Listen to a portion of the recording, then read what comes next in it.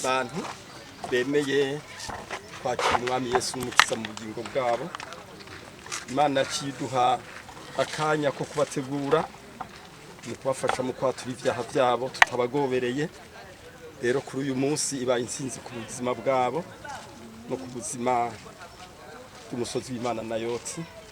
amen none rero muvyo mu Mana kuko Imana dushoboje kubategura turagushikirije kugira ngo mubabatize n'izina rya Data twese n'iry'Imana n'iryanjye mu yera babatirizwe kuzoba Kristo bamukorera amen murakoze. Yesu nashimwe. Amen.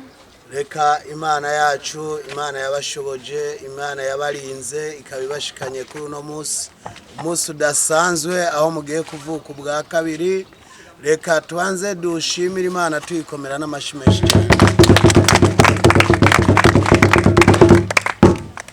Umunsi udasanzwe mu ijuru uba abamarayika bariko baravuza impundu. Ni ibintu bidasanzwe uno munsi kuri iyi Yorodani. Kubatiza ntabwo bihereye kuri mwebwe, byatanguye Yohana Umubatizi, baciye babinamwitira ngo ni Yohana Umubatizi. Yesu nashimwe cyane. Amen. Byarabandanije kandi bizobandanya mpaka gushika Yesu agarutse. Amen. Ikivyawe n'umubiri naco n'umubiri, ngo ariko ikivyawe n'amazi na mpwemu naco ni mpwemu. Ngo ntawe uzoshika mu bwami bw'ijuru atavutse ubwa kabiri. Murabahigwe mwebwe mugiye kuvuka ubwa kabiri no munsi. Yesu niwe yadutanguriye, nawe arabatizwa mu mazi menshi. Yarabatijwe mu ruzi Yorodani. Kuko hari abantu no munsi batemera kubatizwa mu mazi menshi, bakavuga ngo barabatijwe. Umubatizo utandukanye n'uwo Yesu yabatijwe, uwo ntabwo wemewe n'Imana, kandi utazobatizwa nk'umubatizo Yesu yabatijwe, uwo ntabwo azobona Imana. Urumuhigwe rero wewe wumva ijambo hanyuma ukaryizera hanyuma ukarishitsa. Rero uno munsi mwebwe mwijuru hari impundu, ndetse no ku musozi w'Imana na yote hari impundu, ndetse no mu bakozi b'Imana hari impundu. Yesu nta gitangaro na kimwe yigeze akora ataravuka ubwa kabiri. Uno munsi mwebwe hari ivyari byarabananiye, hari ibintu mutoshitseko kubera nta nkomezi, nta mbaraga, ariko umaze kwemera ugapfana nawe ukazukana nawe uzukana imbaraga. Aha rero icyo mugiye gushitsa, ugiye gushitsa kupfanye na Yesu, uzukanye nawe. Bya bindi byahora bikugwanya biza gusigara muri Yorodani. Bya bindi byahora bikunaniza biza gusigara hari. Ndavuga ngo mugiye kuba badasanzwe. Abandi baravuga ngo ugiye guhura n'intambara. Oya, iyo umaze kubatizwa mu mazi menshi ugira inkomezi, mpwemu yera kuza kagatangura kugukoresha, agatangura kuguhishurira amabanga. Imana yacu nihabwa icyubahiro. Amen. Rero ntimuhavane mugira ubwoba ngo mugiye guhura n'ibikomeye, ahubwo icyo muzohura cyose muzokinesha mu izina rya Yesu. Ubu wahora uhura n'ibibazo bikakunesha, ariko ubu wowe ugiye kunesha ibibazo. Nta kintu kizokwitambika imbere kubera ugiye kugira inkomezi zidasanzwe. Imana yacu nihabwa icyubahiro. Amen. Hari imbaraga zigiye kumanuka.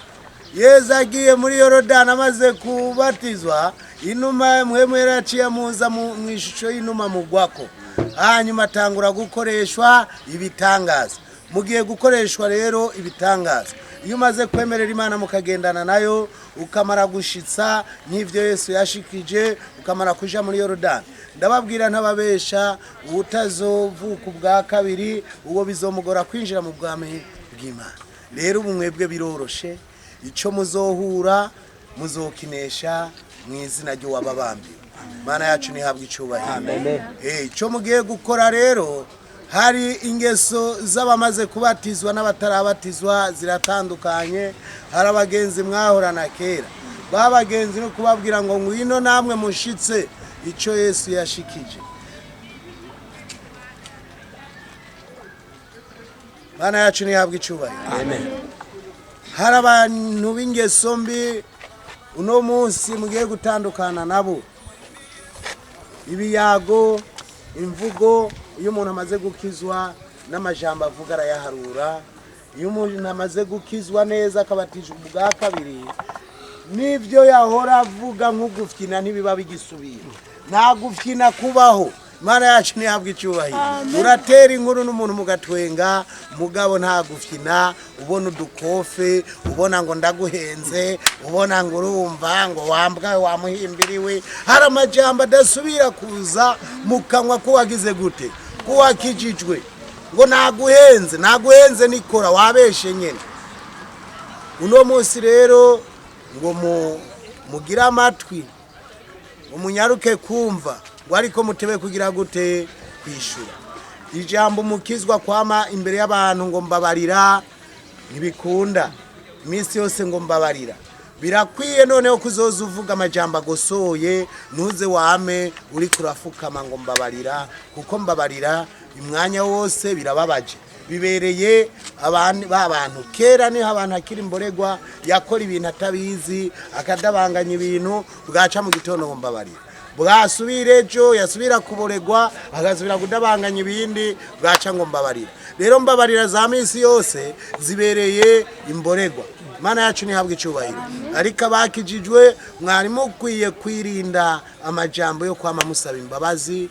Ayo majambo muyirinda iyo mwirinze kuvuga nabi, iyo mwirinze kubesha, iyo mwirinze guteranya.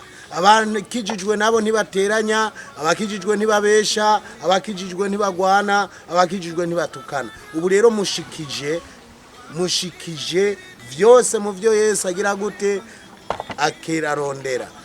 Uko yavuze ngo tugere ikirenge muciwe. Rero uno munsi n'amajambo muze muhore muyagosora. Imana ibahezagire cyane. Tugiye gusenga.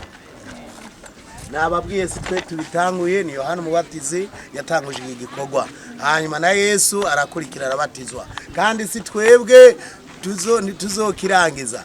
Yesu ubwiwe ni wazoza cyage aje kujana ishengero, azoca avuga ngo utarabatizwa ntakibatijwe, ababatijwe mwihangane kuko tugiye kuja ahera. Rero ya miryango yanyu genda mubabwire ati giye kigiye kugera, nabwo Yesu azokwamarindiriye, ariko Yesu agiye kuza. Mubahamagarira ati ngwino mushitse ivyo Yesu nawe yakoze, kugira noneho tuze twicarane nawe. Yaravuze atumviriza ndababwire, ntabwo ndabasize uko, ndabasigiye umwitsi ari we mpwemu yera, kandi aradusezeranira ngo ngiye kubategurira hanyu. Turavise amazu meza mu ijuru. Uno munsi birashika ngaho ukabura umupangayi, uno munsi birashika ukabutagira huba, ariko mu ijuru ni wayihangana ugakizwa neza, umwijuru uzobaho neza. Birababaje kubona mu ijuru wo buri kibanza, no ngaha ku isi ata kibanza wari ufise. Wosanga ku isi nta na etaji abiri wari ufise, wosanga ku isi wari umupangayi, ariko no mu ijuru ukazobura kibanza. Birabereye rero ko ngaha ku isi wo buri inzu, wo bura etaje, ariko mu ijuru muri ya mazu Yesu yagiye kudutegurira tukazoronka ikibanza, ukazokwicara ukavuga ati ngomba nduhuke ya miruho ya hehe, ya miruho yo kwisi. Mana yacu reka tuyikomera amashi, tuyikengurukira ko mu ijuru izoduhiki ikibanza. Tugiye gusenga. Data uje mushobora byose, sega w'amahanga, ngabo no munsi baje kubatizwa, nibo wabitanguje Yesu Kristo. Kubafuta mu gitabo cy'imanza waramaze kubafuta, ndakwinginze rero aya mazina uyandike mu gitabo cy'ubugingo, uyandike mu gitabo cy'abamwe wagenda gutegurira aho bazoba, nabo baze baronka inzu muri zimwe Yesu Kristo waza kudutegurira. Urakoze uri Imana nziza, uri Imana igira neza. None sega amahanga turasengeye data buja iyi Yoruda, ndavuze ati amaraso yawe, ndavuze ati amaraso yawe,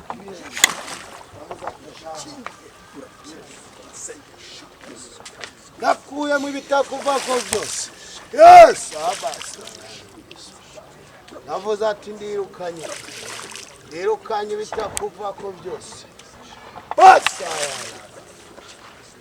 Imana nziza, ikawa Yorodani hinduka amaraso yawe. Yorodani nuko amaraso yawe aza kubatiza uno munsi. Reka uzobayobore cyangwa waza gutora ihanga ryawe, uzusange nabo biteguye, uzusange nabo bakurindiriye mu izina ryawe Yesu, amen. Umusenga ziraza bukebuke, zirabigisha baza amaguru ari hasi bukebuke, genda uranyereza amaguru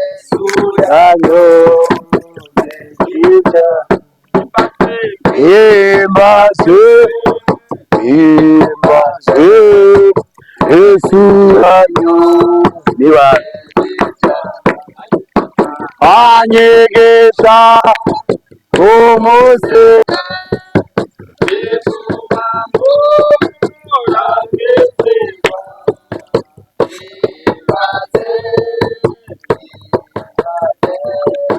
Yesu yanyu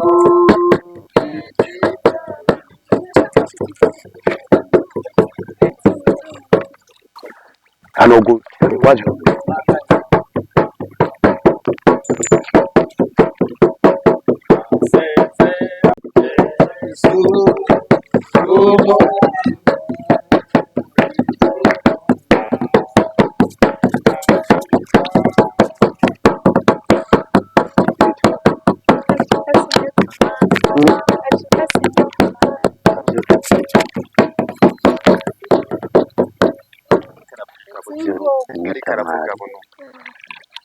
usigaye kubatiza soka anabishika ryari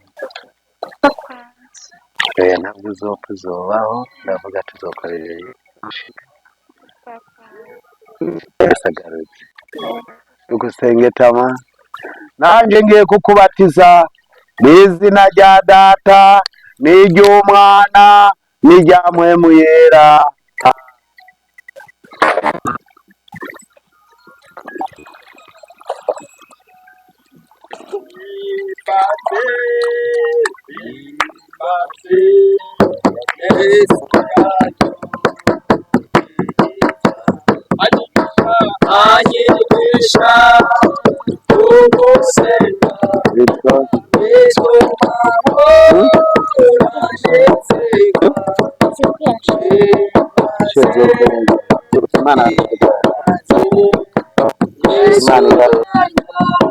Nanjye nk'umuambasaderi w'ijuru ngiye kukubatiza mu izina rya Data n'iry'Umwana n'irya Mpwemu Yera, amen.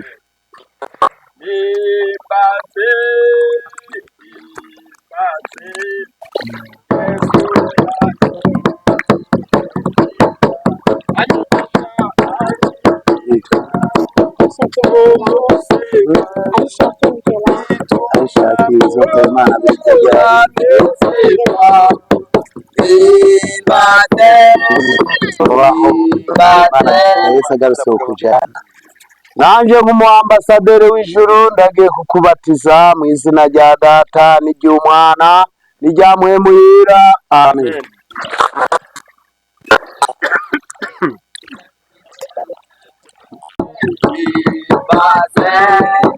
Yesu yanyu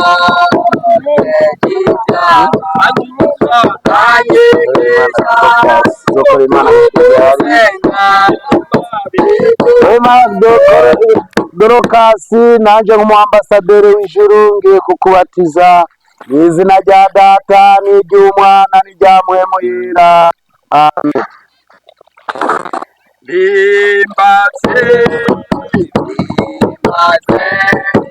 Yesu anyigisha kugusenga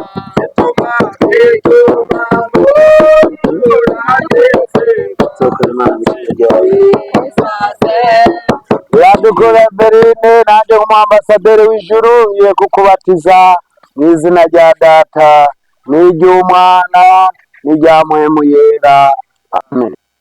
Imbaze Yesu yanyu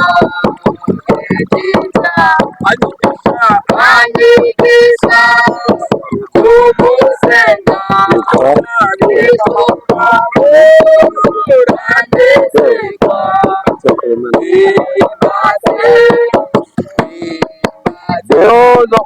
gushika Yesu agarutse. Nanjye nk'umwambasaderi w'ijuru ngiye kukubatiza mu izina rya Data n'iry'Umwana n'irya Mpwemu Yera.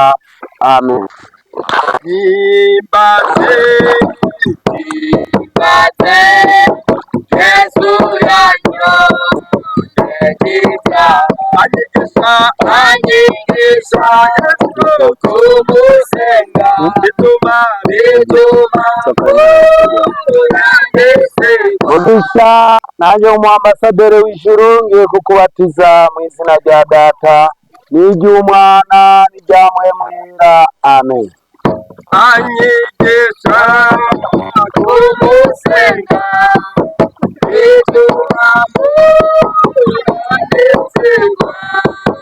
Himbaze, himbaze, Yesu yanyoye. Ngendya nanjye nk'umwambasaderi w'ijuru ngiye kukubatiza mu izina rya Data n'iry'Umwana n'irya Mpwemu Yera. Amen. Anyigisha kumusenga, bituma munezerwa. Umwana n'irya Mpwemu Yera. Amen. Anyigisha kumusenga, Tabwira ingene ukoranye naje muri aka gatondo izina ryawe ryera.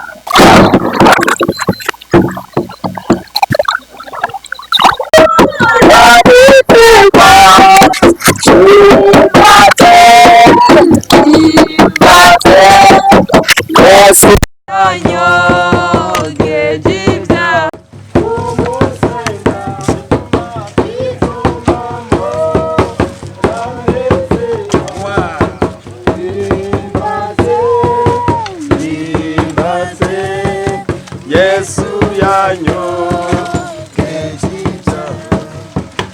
Mana yacu nihabwe icyubahiro. Mana yacu nihabwe icyubahiro cyane. Amen. Uno munsi n'umunsi udasanzwe mu ijuru, umunsi udasanzwe no ngaha ku isi ndetse no ku musozi w'Imana na yote.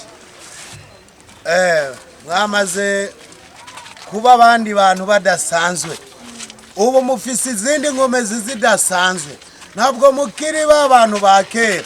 Mana yacu nihabwe icyubahiro. Ubu rero icyo muzokora cyose kizokwemera, kubera ubu mubaye umwe n'umwami wacu Yesu Kristo. Icyo mutahora mwishoboza kigiye gushoboka, uwo icyo wahora ukora ntigikunde kigiye gukunda. Za karande zo mu miryango zimwe zari zakwikurikije uno munsi ziracacutse. Bya bindi byose wahora ubona bitemera bigiye kwemera, kuko mugiye gukorana n'umugabo w'abagabo, wa mugabo biyita Yesu. Imana yacu nihabwe icyubahiro.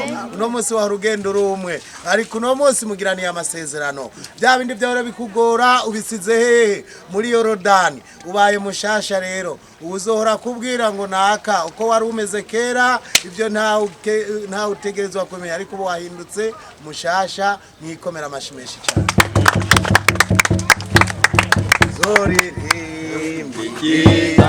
Igitangaza Yesu mwami yakoze, ndi kumwe nabo mw'ijuru imbere y'ayantebe. Nzoririmba igitangaza Yesu mwami yakoze, ndi kumwe nabo mw'ijuru imbere y'ayantebe. Nta bindi byo kuvuga ngo ndagowe, ngo ndapfuye, ubu urabisezeye. Ubu indirimbo uzoririmba n'iz'amashimwe, nizovuga ngo nzoririmba igitangaza. Uzi ibitangaza Yesu mwami yakoze. Ubu kera Bibiliya iravuga ngo kera ntabwo twari abantu, kera ngo twari twarapfuye, ariko hamwe no kubatizwa muri Yorodani ngo dusubira kuba bazima. Uno munsi mubaye bazima, uno munsi mubaye ibyaremwe bishasha, uno munsi mugiye gutangura kuririmba indirimbo z'amashimwe. Imana yacu nihabwe icubahiro. Tugiye gusenga Imana. Databuja mwamushobora byose, turagukengurukiye ku gikorwa ciza. Uravuga ngo kera ngo ntabwo bari abantu, none uno munsi babaye bashasha, uno munsi babaye abanyenkomezi, uno munsi bahaye imbaraga, uno munsi ugiye gukoreshwa ibitangaza. None databuja urakoze, uzubane nabo gushika ugarutse, cagi uzoza gutora ishengero nze mbona amazina yose agusanganiye. Urakoze baha imbaraga zo kuvuga ubutumwa, bagende hirya no hino bamamaza ibyo babonye. Nabo databuza bazane benshi kugororoka, benshi bazebihane kubera amavuta y'ubuvuga butumwa ndayamanuye, amavuta y'ubusenzi ndayamanuye, amavuta adasanzwe y'uburongozi kuri bo ndayamanuye. Urakoze kuvyumvise kandi wamaze kuyabaha, aho bagiye kujujane nabo kubwisina ryawe gera tubisabye. Amen. Mwanya wo kuramukanya cyangwa kwitegura abandi bare yatuce kugenda. N'umusozi umwe mu misozi nazibagira, uri Nayoti. N'umusozi umwe mu misozi nazibagira, uri Nayoti. N'umusozi umwe mu misozi nazibagira, uri Nayoti. N'umusozi umwe mu misozi nazibagira, uri Nayoti. N'umusozi umwe mu misozi nazibagira, uri Nayoti. N'umusozi umwe mu misozi nazibagira. Uri Imana nziza, uri Imana igira neza, nawe uhwanye nawe databuja. Waduhaye kibirengeye umusozi mwiza, umusozi w'igikundiro, umusozi databuja uwaraba bayanezerwa, umusozi wararushe atwenga, umusozi waravise ibibazo byiruka databuja. Twarabibonye kuri Dawudi ahigwa na Sauli, natwe twarabibonye, hari byaduhiga ariko tuhageze byagenze neza. None databuja abazohashika bose bandanye bagirira neza nkuko watugiriye neza. Urakoze kubyumvise, tugiye kuja kugushima, tubandanya tugushima kubera amashimwe yawe databuja. Naho twoyahera nta naho twoyacira, ariko tuzogushima maka gushika ugarutse kutujana. Urakoze ko waduhaye umusozi mwiza, tubisabye dukenguruka ubwizina ryawe ryera. Amen. Yawe yawe yawe yawe yawe yawe yawe yawe bana yawe yawe yawe yawe yawe yawe yawe yawe yawe yawe yawe reka mana yawe uri Mana isumba byose uri